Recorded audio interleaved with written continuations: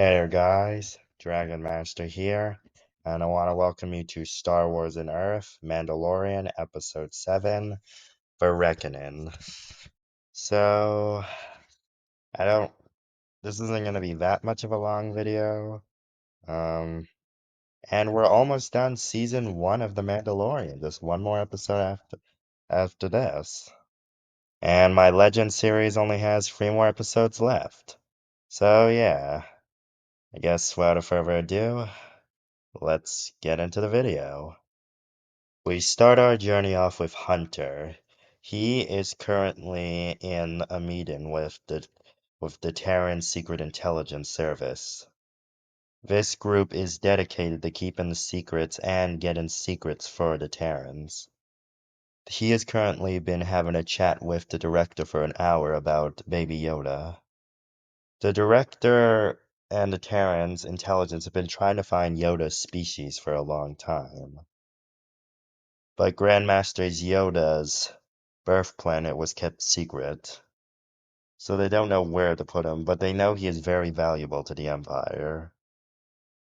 The intelligence agency has said that Moff Gideon has been in secret communications with someone, and that he's been refining Star Destroyers to turn them into light cruisers, which they have to admit is smart, as it offers more or less personnel. He explains that many of Moff Gideon's troopers are loyal and are ready to die for the cause, or more or less blast themselves to make sure they don't get information. He explains that intelligence has picked up that Moff Gideon is making his way to Navar, and that there'll be a group that he'll be being accompanied by this group, apparently elite squad from this group that's been supplying Moff Gideon's remnant. The director says that if Mando was currently heading there, and he explains yes that his old friend there apparently contacted him, saying that the Imperials have left and that he would try to reconnect. He asked if Mando trusts him, and he says he doesn't. Hunter nods his head. Hunter explains that he and Mando talked about it, and he's hoping to get Terran back up, but he's going to give his friend an old chance. And he also wants to speak with the Mandalorians.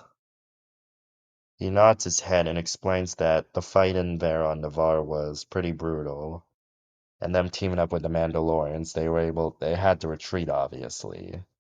He explains that he'll be getting a special division for Hunter. This will be a special Terran unit called the N7. He explains this group will be accompanying him to Navar, and that he is to go there and aid the Mandalorian. Also, he explains that to expect heavy resistance. He nods his head. So Hunter then spends the next day getting on a stealth vessel and getting everything ready. They then go to hyperspace and arrive at Navar. Hunter looks at Navar and it looks strangely the same. They arrive at least a couple clicks, well, a good distance away from the main town settlement on the planet. From what Hunter understands is that the Imperials have currently expanded. There are a couple hundred Imperials there. He explains that, from what he understands, from the intelligence says that this group will also be arriving. Hunter then watches from a distance as a shuttle arrives with Moff Gideon, but out comes from another shuttle are a group of weird warriors, he will admit. He does not know who they are, but from what intelligence says, they call themselves the Knights of Ren, an order of hundreds of highly trained knights. He does not know who they are, but to his horror, another shuttle arrives, and out comes something he's been dreading: shadow guards.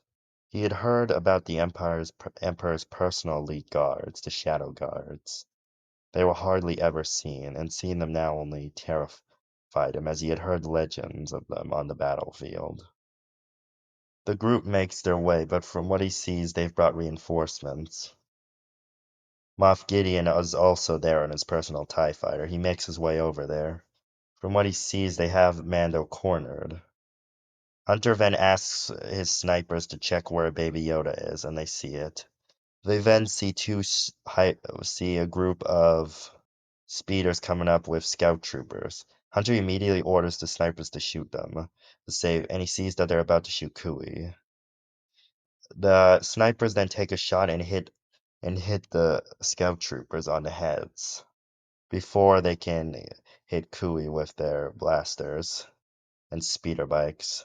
He immediately runs down there and gets the Kui. Kui, ex Kui is happy to see Hunter and explains that Mando had him wait out here. He explains about why he's here and is happy to see him. Hunter then asks that he give him Baby Yoda, as they're here to keep him safe. Kui, of course, introduces IJ-11, which Hunter is surprised to see again. He explains he's fixed him. IJ-11 then asks to stay with Hunter so he can help protect the child. Kui agrees and goes with the Terrans. He's then taken to their small encampment for his own safety. Hunter then goes back to his scope area and they see that Mando is currently surrounded by the Knights of Ren and Shadow Guards. The Imperials have him cornered along with Death Troopers. And from what he understands from reports say that the Mandalorians were killed. They were killed by the Shadow Guards and the Knights of Ren, as they were here earlier, along with an unknown individual. He realizes they're their only hope for Mando. He then devises a plan and looks at the map. He then realizes something and has a perfect plan. He then looks at the speeder bikes from the group. There are 5 in total, and he has a plan. He then tells them and IG-11 to come close as he's about to explain his plan. And that is where we're going to leave it off. So there's not much action in this one because, as I said, this one more or less is getting it ready, like preparing. This is the episode where everyone's preparing all their forces and stuff for a massive battle which is about to take place. One of the biggest battles Navar has ever had. It will be a battle of the making. So I've chosen Shadow Guards from Star Wars Legends, as I think we should have seen them in canon, as they are pretty cool. Not that I don't have a problem with the Pantoran guards, or Palpatine's normal red guards.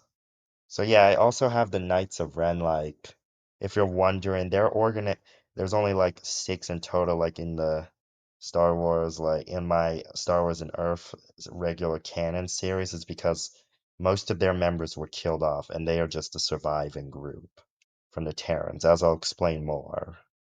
So yeah, without further ado, I guess it's me signing off.